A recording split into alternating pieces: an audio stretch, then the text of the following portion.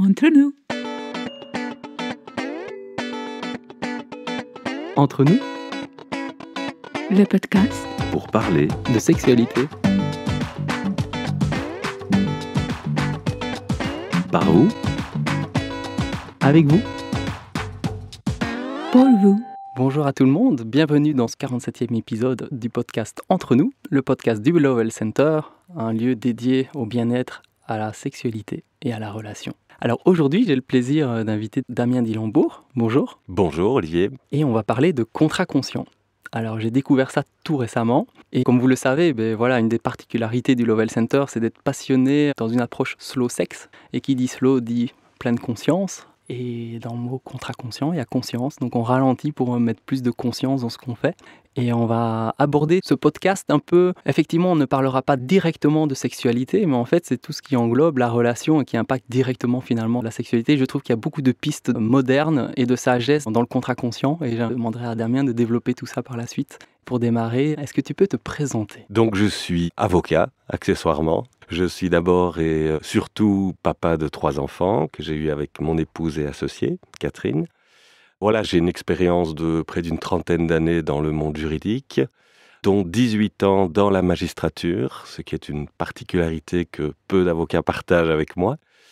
Et donc voilà, depuis 2018, j'ai repris une carrière de consultant et puis d'avocat, en ajoutant à mes compétences juridiques une expertise dans des domaines plus soft skills, tout ce qui touche à l'accueil des émotions, l'énéagramme, une formation en coaching, business coaching plus global.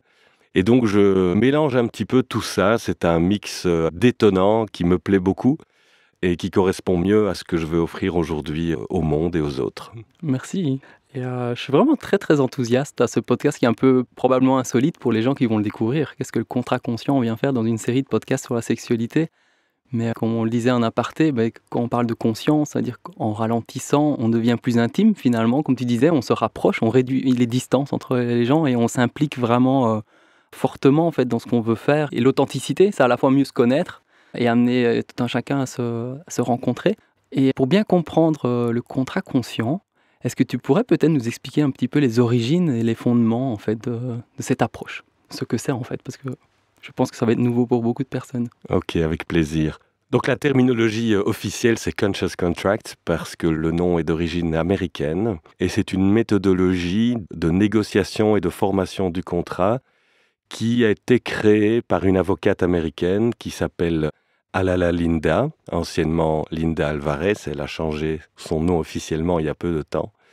Et Alala a un parcours qui est à la fois rare et à la fois commun, c'est-à-dire qu'elle a d'abord eu une carrière dans le monde théâtral avant d'entamer des études de droit et de devenir avocate. Elle a travaillé dans le hardcore business du droit pour des grands cabinets d'avocats dans le monde des affaires aux États-Unis.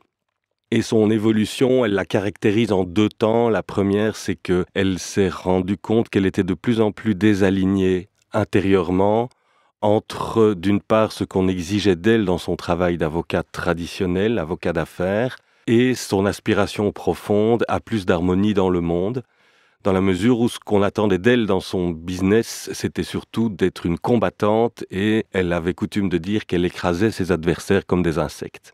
Et ce désalignement a commencé à causer de la souffrance chez elle. Le deuxième élément déclencheur, quand elle explique un petit peu son parcours de vie, c'est d'avoir vécu elle-même un litige, je ne rentre pas dans les détails, mais un litige très violent avec des personnes dont elle ne s'attendait pas à observer des réactions telles qu'elle les a observées, et aussi ses propres réactions d'ailleurs, des réactions de colère, voire de haine vis-à-vis de l'adversaire.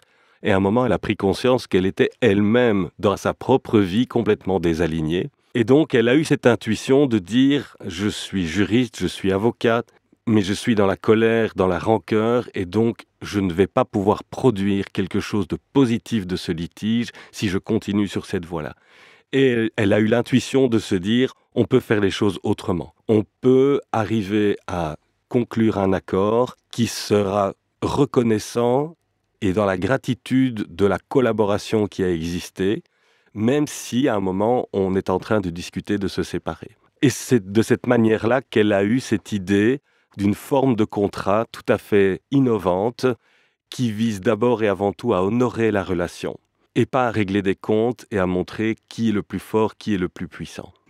Oui, c'est déjà un parcours très inspirant en fait, d'oser afficher des valeurs pour essayer de transformer un système, on va dire de l'intérieur, parce que quelque part, de ce que j'ai compris, parce qu'on s'est rencontrés récemment et je t'ai découvert en conférence, c'est qu'en fait c'est directement applicable même dans le droit belge, c'est-à-dire c'est une approche et une méthode pour utiliser l'outil juridique existant, mais en le faisant en conscience en fait, et de mettre de l'humain là où peut-être il en manque parfois et on a plus tendance à se taper dessus ou à créer de la rancœur qu'autre chose. On entend souvent qu'en justice, il n'y en a pas de justice et qu'en fait, il y a un gagnant et un perdant quelque part. Et c'est un peu rude d'entendre ça quelque part parce que c'est souvent, on fait appel à la justice quand il y a vraiment un conflit fort à gérer. Et c'est pourquoi ça me touche de pouvoir développer cette thématique avec toi aujourd'hui au micro. C'est que quelque part, comme on est tous différents, avec des vécus et des bagages différents, c'est normal pour n'importe quel sujet qu'on ait des opinions qui divergent, qui soient différentes, c'est l'altérité, on est tous différents, donc naturellement, et si cette différence peut être comprise comme une source de créativité, d'innovation, de rencontre, de foisonnement, de bien-être, c'est positif. Et souvent, quand on est en désaccord ou bien qu'on a des avis différents, on fait un raccourci avec désaccord, conflit, alors qu'entre les deux, il y a cette nuance du naturel de dire qu'on est différent. Et qu'avant même d'être en conflit, il y a toutes des étapes et une graduation, un spectre très très large, avant même aussi, au-delà du conflit, de dire on est presque en combat et on doit avoir une tierce personne qui doit nous arbitrer. Et la beauté du contrat conscient que tu disais, c'était tu me corrigeras si les termes ne sont pas tout à fait adéquats, mais c'est de rendre les gens autonomes, et c'est-à-dire de permettre à la relation de grandir ensemble, plutôt que d'attendre qu'une tierce personne qui ne connaît pas la situation doit arbitrer. Et finalement, on n'est pas dans une autonomie et on ne grandit pas ensemble. Le conflit est plutôt une source de séparation plutôt qu'une source de croissance. Tout à fait. Et de bien-être. Et le fait que c'est aussi quelque chose de plus évolutif parce que le contrat, ce qui m'avait interpellé, moi-même ayant vécu des histoires en justice qui ne sont pas amusantes du tout, on a l'impression que le droit est très figé et bloqué et orienté problème en fait. Sur base de quelques réflexions, est-ce que tu pourrais nous présenter un peu quels sont les fondements, les piliers sur lesquels repose le paradigme et la vision du contrat conscient ? Avec plaisir. La phrase qui me vient à l'esprit en t'écoutant, c'est que sans altérité, il n'y a pas de relation. Et que c'est le cœur même de la relation que l'altérité. Si on est tous les mêmes, si on est tous des clones, la relation est sans intérêt. Et foncièrement, nous sommes des êtres relationnels. J'ai relu récemment un ouvrage qui m'avait beaucoup marqué il y a une vingtaine d'années, de Jean-Jacques Wittezal, qui est de l'école de Gregory Bateson, Palo Alto, qui s'appelle « L'homme relationnel ». Et qui met très bien en évidence la manière dont le conflit est aussi une manière de relation. Et parfois même, le conflit est la seule manière de maintenir une relation avec un tiers. Et donc, il faut bien prendre conscience du fait que notre relation au conflit, elle est largement inconsciente, et or, elle surdétermine toute une série de choix que l'on va faire lorsqu'on entre en communication avec quelqu'un avec qui on n'est pas d'accord. Ça, c'est la première réflexion qui me vient à l'esprit. Par rapport au processus Conscious Contract lui-même, je crois qu'il est important de dire qu'il existe des modes alternatifs de règlement des conflits qui sont de plus en plus valorisés, mais à mon sens encore largement sous-valorisés, qu'il s'agisse du droit collaboratif, de la négociation raisonnée et bien sûr de la médiation. Donc toutes ces formes permettent, à mon sens, d'honorer la relation et de sortir, entre guillemets, par la grande porte du conflit. L'idée que je trouve géniale, l'intuition géniale de Halala Linda, c'est de dire qu'on peut anticiper la manière dont on va gérer un conflit s'il se présente au moment même où se noue la relation contractuelle. Donc l'idée, c'est de prendre encore en amont, en fait, de déterminer en amont quel va être le socle de la relation. Et donc, l'un des points majeurs du Conscious Contract, c'est d'intégrer dans le contrat lui-même un processus d'accueil du changement et de résolution des désaccords. Si tu veux, le point de départ du Conscious Contract, c'est de dire qu'on va se disputer. Parce qu'on ne pourra pas tout le temps être magnifiquement aligné. Tu connais bien la question des relations de couple, notamment via la sexualité. On sait que dans la vie, on n'est pas systématiquement, totalement aligné dans une relation, même une relation aussi forte qu'une relation intime de couple. A fortiori dans une relation d'affaires. On sait qu'il y aura des désalignements et des désaccords. L'illusion du contrat traditionnel, c'est de penser que c'est mal et de porter un jugement là-dessus en disant non, le contrat qui se passe bien, c'est le contrat où il n'y a pas de désaccord. Et donc, on crée une espèce de fiction où il y a une espèce de réalité éthérée, idéalisée, qui est la relation où tout se passe toujours bien. Et chaque fois qu'on dévie de ce chemin, c'est mal, c'est un problème. Et en réalité, le conscious contract part d'un paradigme différent, qui est de dire non, on sait qu'il y aura des désaccords, mais on va décider au moment où tout va bien, au moment où on se serre dans les bras et on sabre le champagne parce qu'on a signé un chouette contrat, c'est à ce moment-là qu'on va décider, et quand les choses tourneront mal, qu'est-ce qu'on va faire? Parce qu'il y a le conflit personnel et puis il y a les circonstances inconnues. C'est-à-dire que dans un contrat qui va durer 6 mois, 1 an, 10 ans, 20 ans, il est évident que des événements imprévus vont se produire. L'intérêt du conscious contract, c'est de dire « Ok, si ça se passe, qu'est-ce qu'on fait ?» Partant du principe qu'aujourd'hui, je ne sais pas quelle sera la bonne solution dans 1 an, dans 5 ans, dans 10 ans. Et donc, je laisse le champ ouvert, alors que le contrat traditionnel va énumérer toute une série d'hypothèses en disant « S'il se passe ceci, alors voilà comment on va résoudre le problème. » Avec en plus la dimension très importante dans le contrat habituel, traditionnel, qui est la notion de faute.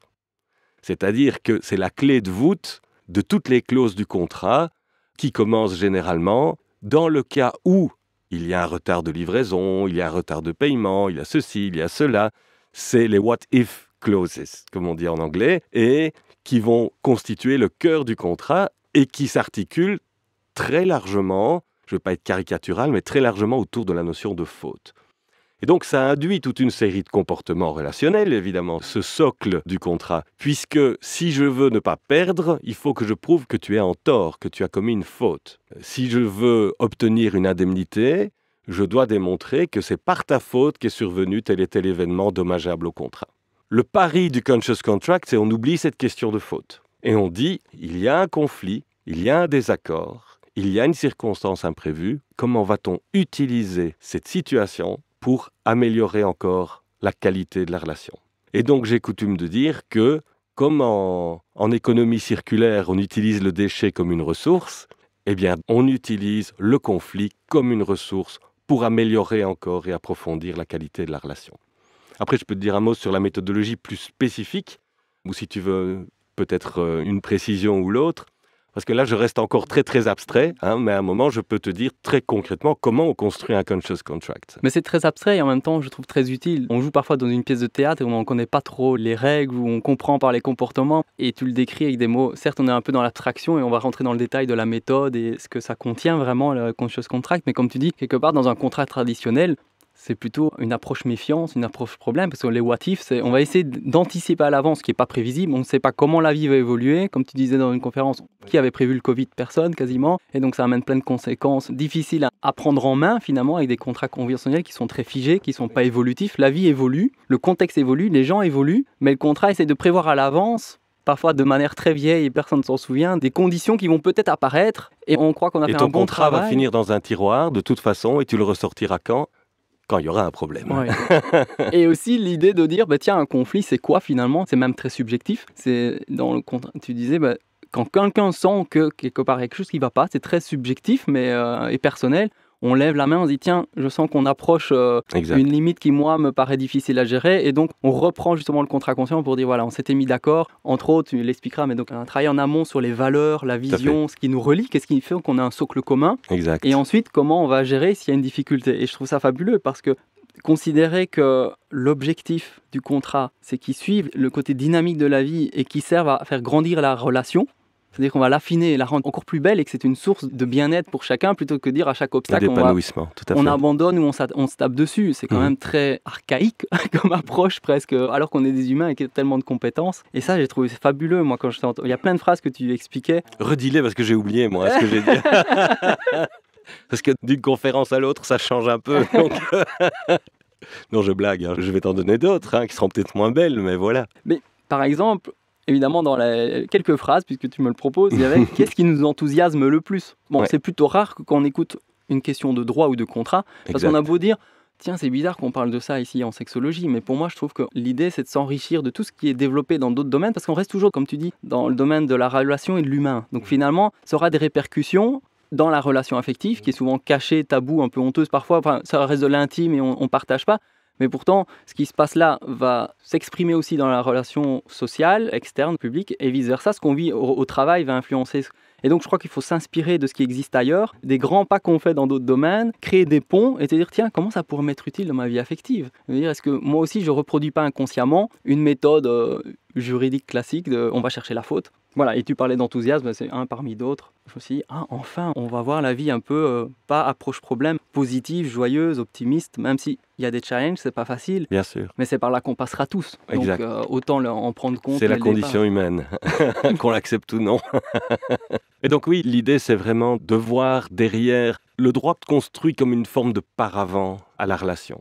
Une autre phrase que je trouvais sympa aussi, c'est je suis là pour que ta vie soit plus florissante. Donc quelque part, on est là en support de l'autre. On n'est pas là pour l'écraser ou de gagner ou que l'autre soit nous comprendre sans même rien dire ou soit à notre service, mais qu'on est au service de l'autre et de la relation. Parce que finalement, même dans des partenaires commerciaux, puisque ça vient plutôt de ce domaine-là, on est là pour que le business de l'autre aille mieux. Et parce qu'on est ensemble, on est plus fort ensemble. Exact. Et quelque part, il y a un côté, qu'est-ce qu'on est en train d'honorer et de célébrer dans le fait de travailler ensemble? Ou sinon, autant travailler avec des personnes autres. Et voilà, c'est toutes des petites phrases qui m'ont touché et je me suis dit, ok, la sexologie pourrait grandir grandement parce qu'implicitement, quand on dit, j'aime quelqu'un ou je suis en couple avec quelqu'un, ça sous-entend plein de choses. C'est comme s'il y avait un contrat implicite parfois, ou même on se marie suivant des règles préétablies et on ne prend pas toute l'essence de ce que ça veut dire et on ferme les yeux fermés comme tout ira bien et puis finalement on se prend des casseroles. Et c'est dommage en fait aujourd'hui avec autant d'années que le droit existe, on pourrait enrichir, changer de paradigme et je le trouve beau. Donc, oui, alors bon, moi je ne juge pas évidemment ni mes confrères, mes consoeurs,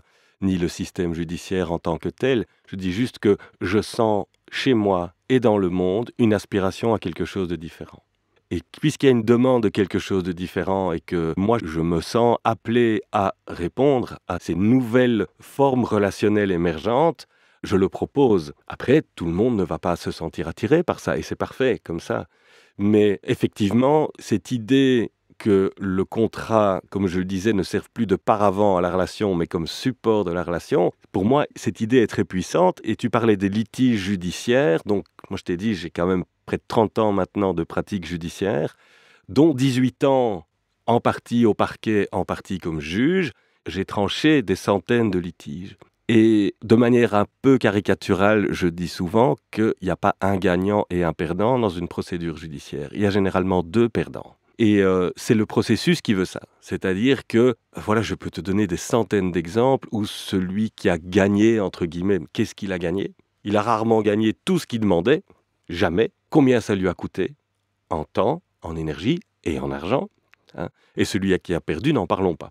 Et donc, l'idée, c'est de permettre aussi aux parties de construire leur propre système de justice. Tu parlais de l'autonomie tout à l'heure plutôt que le recours à un tiers. Oui, moi je crois qu'on a tout intérêt, autant que possible, à être autonome dans la gestion de ses relations et pas nécessairement devoir s'en remettre à un tiers qui va arbitrer pour toi, juger pour toi, sur base de normes qui valent ce qu'elles valent, qui sont interprétées de la manière dont elles sont interprétées. Je parle là de la loi, mais même les clauses du contrat. Tu sais, la loi dit que le juge doit rechercher la véritable intention des parties. Alors, c'est très pratique sur le plan conceptuel, mais c'est évident que c'est une fiction. L'intention véritable des parties, comment le juge peut la connaître, sachant que, à mon avis, les parties elles-mêmes n'ont pas nécessairement vraiment conscience de leur intention au moment où elles contractent. Il y a plein de choses qui se jouent au moment du contrat, il y a des choses qui sont dites, il y a des choses qui sont conscientes et cachées, et il y a des choses qui sont véritablement inconscientes. Donc l'idée, c'est par un processus de construction, d'interrogation, de questionnement, d'inviter les parties à se parler vraiment. Et donc oui, il y a la question de l'authenticité. Tiens, qu'est-ce qui fait que j'ai envie de bosser avec toi? Qu'est-ce qui fait que j'ai envie de faire ce podcast avec toi? Parce que je trouvais que ton approche était intéressante, que les questions que tu m'as posées m'ont fait penser que tu pourrais guider cet entretien d'une manière subtile et intelligente, et que moi, de mon côté, je n'ai qu'une envie, c'est de pouvoir parler et partager de cette méthodologie qui m'a réconcilié avec le droit. Parce qu'en 2018, j'avais décidé de faire une croix sur le droit. Et j'ai un parallèle avec Alala Linda, sans prétention aucune, c'est qu'elle aussi, à un moment, elle a quitté le barreau, et elle a donné des cours de tricot. Et elle a dit, c'est fini le droit. Et puis, voilà, la vie nous ramène des choses en disant, mais finalement, on peut aussi pratiquer le droit d'une manière qui va intégrer qui je suis comme être humain, mon vécu, comment j'ai processé mes expériences agréables, douloureuses, et comment je peux transmettre et apporter quelque chose de différent aux autres grâce à ce que j'ai vécu, mes souffrances, mes expériences, mes rencontres. Et je veux mentionner le nom de Kim Wright, donc qui est cette avocate américaine, qui est une amie et qui a collaboré avec Alala Linda sur la question des conscious contracts. Mais Kim Wright est la première qui m'a réconcilié avec le droit, avec un ouvrage qui s'appelle Lawyers as Changemakers et un autre ouvrage qui s'appelle Lawyers as Peacemakers. Je suppose qu'il n'y a pas besoin de traduire. Mais au moment où j'ai lu ces bouquins, voilà, j'ai eu quelque part une révélation en disant « mais tu peux continuer à être un juriste qui pratique le droit, qui connaît le droit, mais qui va mettre du cœur dans ton travail. » Et ça peut de nouveau raviver la flamme de l'intérêt de ce métier que j'avais un peu perdu. Peacemaker, c'est vraiment aussi ce qui anime cette pratique. On sent que l'intention, c'est d'être ensemble, d'être l'un à côté de l'autre face à une difficulté, de communiquer. La communication est fondamentale plutôt que créer de la distance. Créer de la paix, de la symbiose autant que possible et dire voilà, on va à chaque fois aller plus loin, donc un conflit est source de paix en fait. Est-ce que tu peux nous détailler maintenant le cœur du contrat? Concrètement, très bien. Quelles sont les étapes? Alors très simplement, très schématiquement, il y a 3 grands chapitres dans un conscious contract. Le premier, c'est ce qu'on appelle la touchstone, c'est-à-dire la pierre de touche, qui est une vieille expression qui fait référence à un test qu'on utilisait depuis l'Antiquité, où on utilisait un morceau de pierre semi-précieuse et sur lequel on frottait un mélange de métal. Et en fonction de la réaction qui se produisait, on pouvait qualifier le degré de pureté de ce métal qu'on avait frotté sur cette pierre semi-précieuse. Touchstone. L'intention, en choisissant ce mot, l'intention de Linda, ça a été de dire que là, on va mettre en tête du contrat, quelque part, le socle de notre relation, mais aussi l'étalon à l'aune duquel on va mesurer la qualité de notre relation tout au long de la vie du contrat. Donc quelque part, on grave dans le marbre ce qui fait que nous avons envie de travailler ensemble, ce qu'on ne trouve pas dans un contrat traditionnel. Et donc ça nécessite, on peut faire ça de différentes manières. Une manière très simple de le faire, parce qu'elle parle beaucoup au monde du business, c'est vision, mission, valeur. On va utiliser ce triptyque bien connu. Et la différence entre vision, mission, valeur que vous voyez sur le site internet d'une grosse boîte ou dans le hall d'entrée à la réception d'une grosse boîte, c'est qu'il n'y a personne qui signe en dessous et qui dit « je m'y engage », comme disait l'autre. C'est juridiquement contraignant. Ce sont des belles intentions, des belles déclarations d'intention, mais on se dit que ça ne mange pas de pain parce que de toute façon, si on ne les respecte pas, il ne va rien se passer. Et donc, en intégrant ces éléments-là dans le contrat, ça apporte aussi une obligation d'intégrité de la société ou de l'entreprise en question. C'est de dire qu'il ne suffit pas de les proclamer, ces valeurs, ces missions et cette vision, encore faut-il les honorer. Et puisque vous l'avez mis dans un contrat, à ce moment-là, vous devez nécessairement vous y tenir. Et donc la force de l'engagement est tout à fait différente. Et donc ça, on va construire par un questionnement. C'est vrai que pour ça, ma pratique et ma formation de coach est intéressante. Enfin, je la ressens comme intéressante parce que je suis dans la pratique du questionnement. Qu'est-ce qui est important pour toi? Quel est le monde dont tu rêves? Qu'est-ce qui manque dans le monde? Qu'est-ce que tu voudrais qu'il se passe dans le monde? Et comment tu y contribues? Ça, c'est les missions. Et comment tu y contribues dans ce projet business bien précis. Et puis les valeurs. Alors là aussi, c'est un peu bateau, sauf que c'est le cœur de ce qui va faire la relation. Qu'est-ce qui est important pour toi dans la vie en général et dans la relation contractuelle qu'on est en train de construire? Et donc, j'interroge les parties et par un travail de questionnement et de synthèse, j'élabore un texte que je soumets ensuite aux parties en disant « Est-ce que ça vous parle ça ?» Et comme je l'ai partagé récemment, j'ai eu un témoignage récent qui m'a vraiment beaucoup touché et j'ai demandé l'autorisation à ma cliente de pouvoir en parler, même sans citer son nom, dire le retour que j'ai eu en envoyant le projet de contrat, c'était « C'est vraiment beau, c'est émouvant, c'est exactement ça que je voulais ». Et je ne connais pas beaucoup d'avocats qui reçoivent ce genre de feedback. Et donc, moi, je suis super heureux de recevoir ça. Premier point, touchstone. Deuxième point, on peut même dire que c'est là le cœur du contrat, c'est ce fameux processus que j'appelle accueillir le changement et surmonter les désaccords. C'est qu'à ce moment du contrat, on élabore très concrètement un processus spécifique de communication le jour où il y a quelque chose de grave et d'important qui se passe. Donc, comme je dis toujours, ce processus-là, il ne sert pas à choisir la couleur des post-it. C'est pas ça. Mais le jour où il y a quelque chose d'important qui se passe, le réflexe traditionnel, c'est j'envoie une mise en demeure par recommandé, je vais voir mon avocat ou je saisis directement le tribunal. L'idée, c'est on va mettre en place un processus communicationnel construit par les parties elles-mêmes. Donc à la base, moi je ne sais pas ce qu'elles vont mettre dans ce processus, mais quelque chose qui leur correspond. en fonction de leur expérience du conflit, de leur vie du conflit, de ce qui est facile pour elles de faire, de dire, etc. Le mode de communication, est-ce qu'on parle en direct, est-ce qu'on parle par mail, etc., etc. Et là, on va mettre un processus progressif qui a pour but, comme je l'ai dit, d'intégrer les difficultés, de les surmonter pour construire un nouvel accord. Et le troisième pilier du Conscious Contract, celui-là, il ressemble très fort au contrat traditionnel, c'est ce qu'on appelle le plan d'action et qui prévoit alors qui fait quoi, qui délivre quoi, dans quel délai, pour quel prix. Donc voilà le triptyque de base du Conscious Contract. J'aime bien aussi le mot empowerment ou empuissancement en français, ce côté où je ne pensais pas qu'au niveau du droit, quelque chose qui paraît très rigide, froid ou distant ou matérialiste, on puisse amener autant de liberté, enfin l'humain avait autant de liberté, en tout cas probablement dans le droit belge, peut-être ailleurs c'est différent, mais qu'on pouvait intégrer des méthodes pour définir un vrai contrat légal, mais sur base de valeurs humaines. Donc en fait, on n'a aucune excuse pour ne pas y aller finalement, quand on le sait. L'excuse, c'est la recherche de sécurité. C'est qu'on vend le contrat traditionnel et on vend le droit de manière générale comme un facteur de sécurité. Et en réalité, c'est pas toujours un facteur de sécurité, c'est même pas souvent un facteur de sécurité, en tout cas beaucoup moins sûr et beaucoup moins rassurant que la qualité de la relation, qui elle est un véritable facteur de sécurité. Et on oublie trop souvent, et nous les avocats et les notaires oublient trop souvent l'immense marge de manœuvre que nous offre le Code civil et même les lois économiques. Alors évidemment, il y a des règles minimales à respecter. C'est pour ça que ce n'est pas un jeu, hein. Ce n'est pas que du coaching. Les parties vont signer et à un moment, ça pourra se retrouver un jour devant un juge.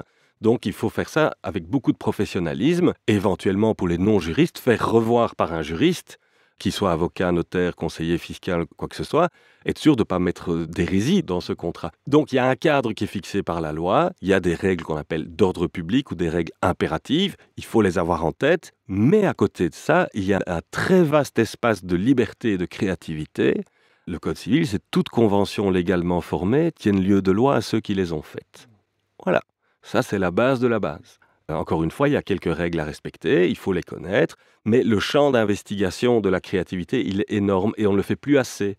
Parce qu'il y a la facilité des templates, donc les modèles, bien souvent on travaille avec des modèles, les notaires travaillent avec des modèles, et c'est plus facile, évidemment, et ça va plus vite et c'est plus efficace, ça je n'en doute pas. Maintenant, moi je dis aussi qu'il ne faut pas oublier que tout ce qui est automatisable va être remplacé par de l'intelligence artificielle et quelle sera encore la plus-value des métiers juridiques. C'est un autre sujet dont on pourra parler une fois, mais si tu mets de l'intelligence humaine, pour l'instant, il n'y a pas encore beaucoup d'intelligence artificielle qui parvient à la remplacer. Et quand tu parles de contrat, j'ai presque envie de refaire ce travail. Ça me rend curieux de la justice finalement, alors que c'est un sujet qui m'a jamais passionné ni intéressé fondamentalement. Et de me dire, est-ce que ce qui est écrit dedans va me rendre joyeux? Est-ce que ça m'enthousiasme de rentrer là-dedans? Est-ce que je suis satisfait? Je me dis, tiens, est-ce qu'il ne manque pas des choses? Est-ce que c'est complet? Est-ce que c'est suffisant? Ou comment je m'y retrouve là, moi, en tant qu'humain, dans ce papier un peu froid finalement, un contrat? Est-ce qu'il y a de la chaleur vraiment? Et de me dire, tiens, on pourrait faire ce travail d'approfondissement. Et heureusement que des gens comme toi s'investissent dans ce genre de... Enfin voilà, pour accompagner, parce qu'on pourra faire évoluer le système pour soi-même en fait, que si on s'en donne les moyens et qu'on essaie de voir ce qui nous correspond plus proche de nous-mêmes, comme tu dis, de ne pas se dissocier, de se dire, ah, tiens, je prends la distance, c'est plus pour moi, mais dire que le contrat il sera de toute façon là d'une manière ou d'une autre. Et comment je m'y implique et peut-être ralentir suffisamment au début, pas aller trop vite, et de voir si vraiment il vaut mieux s'engager ou pas avec cette personne, si on peut grandir avec cette personne, s'il y a des piliers qui font qu'on sent vraiment qu'en fait, l'investissement, il est beau et à honorer en fait. Je peux te dire que, alors j'ai pas de statistiques précises, mais il est arrivé qu'à la fin de ce travail sur la pierre de touche, donc vision, mission, valeur, les discussions s'arrêtent là. Parce qu'en fait, les partenaires se sont rendus compte qu'ils n'étaient pas alignés. Et que ce qui était important pour eux dans la vie, c'était pas du tout la même chose, et c'était même incompatible. Dans ce cas-là, tu signes pas le contrat. Et tu évites, moi je pense, des années de souffrance. Et ce n'est pas un jugement de valeur sur l'autre, c'est ça qui est important aussi. Le fait de ne pas partager une vision du monde ne veut pas dire que l'un a tort ou que l'autre a raison. Et il faut oublier ça. L'autre a sa perception, son vécu, et finalement ça ne va pas matcher, ça ne va pas fonctionner la relation, et c'est parfait comme ça. Et chacun reprend un petit peu ses billes et poursuit son chemin. Et je préfère ça, Mais c'est cette discussion franche et honnête du début qui permet de poser les jalons et donc de dire, bah non, j'ai une cliente qui est d'ailleurs revenue vers moi en disant merci pour ce travail, merci parce que je n'ai pas contracté avec tel partenaire et je me suis rendu compte dans cette discussion que j'aurais fait fausse route. Donc ça sert à ça aussi. J'imagine que l'expérience pour ces clients, c'est aussi, ils sont riches de cette expérience très concrète qui les a fait vivre dans leur trip quelque part. Ils enthousiasmaient probablement un contrat qui n'a pas eu lieu, mais ils sont forts de cette expérience. Et ça permet de sortir quelque part, même en relation amoureuse ou sexuelle ou autre, de sortir des deux extrêmes idéalisés, où on sait que c'est un peu surfait, ou bien pessimiste. Non, la vie va changer, beaucoup de choses, et on peut se donner les moyens, et il y a de l'intelligence à y mettre en ralentissant, et accepter de dire ça va pas être tout beau, mais ça va pas être très triste non plus. On peut vraiment être partenaire de vie, quoi. J'aime bien, parce que tu as dit beaucoup de fois le mot partenaire dans ta conférence. Oui, toute relation est un partenariat, est une collaboration. Avec toi, là, on collabore avec Michel qui est à la technique, on collabore, je pense qu'on collabore avec Sky qui est couché à notre pied. Donc, et ce n'est qu'un jeu. La vie est un jeu de relations de collaboration. Et en réalité, honorer ça, et c'est pas être bisounours, c'est simplement changer ses lunettes. Mais mon fournisseur, mon client, en tant qu'avocat, mon client est un partenaire, évidemment. Pourquoi ? Parce qu'il me permet de faire ce que j'aime, déjà. Et en plus, il va me payer pour ça, donc c'est pas magnifique. Et moi, j'espère être un partenaire pour lui, pour le développement de son projet, qu'il soit personnel ou professionnel. Et donc oui, on construit des partenariats, et l'idée, c'est d'honorer les partenariats. Et encore un petit mot, une dimension importante du Conscious Contract, c'est aussi la langue, dans le sens du langage. La difficulté du contrat traditionnel, c'est qu'il est construit par des professionnels du droit, pour des professionnels du droit. C'est qu'à un moment, un contrat, il est rédigé par un avocat ou par un notaire, des statuts de société, etc. Et le jour où il y a un problème, il va filer chez le notaire ou chez l'avocat, et puis il va filer chez le juge. Donc, on est tout le temps entre professionnels du droit. Et donc, l'idée de ce rapprochement, de cette réappropriation du contrat par les parties, elle nécessite un effort de langage. C'est-à-dire que toute clause, alors je suis un peu radical, mais toute clause au pied de laquelle un des partenaires ne peut pas dire « j'ai bien compris ce que ça veut dire » et je peux même le réexpliquer avec mes mots, toute clause qui n'est pas suffisamment rédigée clairement doit être réécrite. Et ça demande un énorme effort de notre part. Et on peut écrire les choses. D'ailleurs, il y a beaucoup de mouvements qui existent, ce qu'on appelle le plain language, le langage laïque. En Belgique, il y a des gens qui sont experts là-dedans. Et donc, c'est un mouvement qui se répand un peu partout et qui est très utile parce que l'idée d'avoir un conscious contract, c'est évidemment que les parties comprennent ce qu'elles signent. Sinon, tout mon beau discours perd toute sa valeur puisque je reste dans ma posture de l'expert et je garde cette distance qui est la distance technocratique du langage. Merci. En tout cas, je souhaite que beaucoup de gens s'intéressent et utilisent le contrat conscient. Et je vois beaucoup de pistes de mieux-être, en fait, parce qu'on peut partir du domaine professionnel et finalement, ça aura de toute façon des impacts et des répercussions dans la vie intime, ou bien on pourrait déjà l'utiliser dans la vie intime par rapport au contrat de mariage ou que sais-je, et d'aller ensuite, si on a ce socle-là, on ne peut pas vivre en dichotomie de dire, tiens, dans le monde extérieur et professionnel, on est totalement désaligné par rapport à ce qu'on vit de manière plus sereine. Donc quelque part, peu importe d'où on démarre, d'une manière commerciale ou affective, il y aura une émulation. C'est évident. Voilà, et c'est ça qui est magnifique. Il y a une contamination vertueuse. Voilà. Et chacun ses affinités, quelque part, c'est comme ça qu'on se rend compte. Toi, tu étais passionné du droit, certainement de la relation aussi, puisque tu le dis, et moi de la sexologie, finalement, on se rencontre et on y voit des potentiels dans le contexte dans lequel chacun est. Je trouve ça beau. Je voulais savoir, pour clôturer ce podcast, est-ce que tu souhaiterais partager quelque chose d'important, rajouter une information, je te laisse le temps de la réflexion, qui te ferait plaisir? L'important apprentissage que j'ai fait, grâce à tout ce mouvement, ce qu'on appelle le droit intégratif, integrative law, c'est que j'ai toujours pensé dans le fond de moi que nous ne sommes par nature pas schizophrènes et que donc qui nous sommes ne change pas dans la pratique de notre métier et dans notre vie personnelle, intime, relationnelle. Et que ce à quoi j'aspire, d'abord pour moi-même et pour chacun qui le souhaiterait, c'est retrouver cette espèce d'alignement qui fait que tu es simplement qui tu es, que tu n'es pas obligé de porter un masque et surtout d'être en contradiction par rapport à tes valeurs quand tu pratiques ton activité professionnelle, des valeurs que tu porterais dans ton cœur et que tu croirais limitées à ton cercle privé intime, voire même à toi seul. En réalité, tu peux intégrer tout ça, et je pense que plus on intègre tout ça, plus il y a de l'authenticité dans notre posture, je pense que mieux le monde ira, y compris le monde du business. On n'est pas obligé d'être un agneau dans sa vie privée et un killer dans le business, même si ça nous fait mal. Pas du tout. En fait, on peut très bien réharmoniser tout ça. Et je pense que mon expérience personnelle de la vie du droit, notamment par les conscious contracts, c'est vraiment tendre à cette espèce d'harmonie, de dire moi j'ai pas envie de provoquer des conflits de manière générale, pourquoi est-ce que je le ferais de manière gratuite et dans une dynamique de combat dans ma vie professionnelle? Et donc, pour moi, les choses sont très claires vis-à-vis des clients. Il y a peu de chances que j'aille au tribunal avec vous. Donc, vous le savez dès maintenant. Et voilà. Et donc, ça, pour moi, c'est un message plus général. Cette question de l'authenticité, de l'intégrité. Je pense que les gens ont plus de capacité qu'ils ne le pensent d'aligner tout ça dans leur vie privée, dans leur vie professionnelle. Merci beaucoup, Damien. Merci à toi. Comment les gens peuvent te contacter? On mettra les coordonnées évidemment, mais j'imagine que tu as des désirs, des souhaits pour ta pratique, cet outil qui se développe de plus en plus. Quelle est ta vision? Ok, je te remercie beaucoup pour ta question. Il y a deux choses, mais ma pratique à moi, c'est-à-dire que j'aspire à accompagner de plus en plus de personnes dans ce processus. Donc qu'il s'agisse de fonder une entreprise, de fonder une société commerciale, de fonder toute une série de partenariats. J'ai même travaillé sur des conditions générales de vente en mode conscious contract. J'ai très envie de développer ça et de m'y consacrer le plus possible. Et alors j'ai envie de diffuser l'outil. Et là, c'est officiel, donc je peux le dire. J'ai développé un partenariat avec une maison d'édition juridique qui s'appelle Anthemis. Et nous allons démarrer un cycle de formation avec un avocat qui exerce à Berlin. Et voilà, donc ça commence par un webinaire introductif et puis après une formation pour tous les professionnels du droit ou les non-professionnels du droit, mais qui veulent être sensibilisés à cette pratique. Et donc j'espère pouvoir comme ça faire contagion et faire des petits parce que je pense que plus nombreux on sera à travailler de cette manière-là, mieux le monde se portera, j'ose le dire comme ça. Merci. Et pour clôturer, notre rituel, c'est de terminer par une gratitude, quelle qu'elle soit, peu importe par rapport à qui tu es, ta vie, ton parcours. Ah!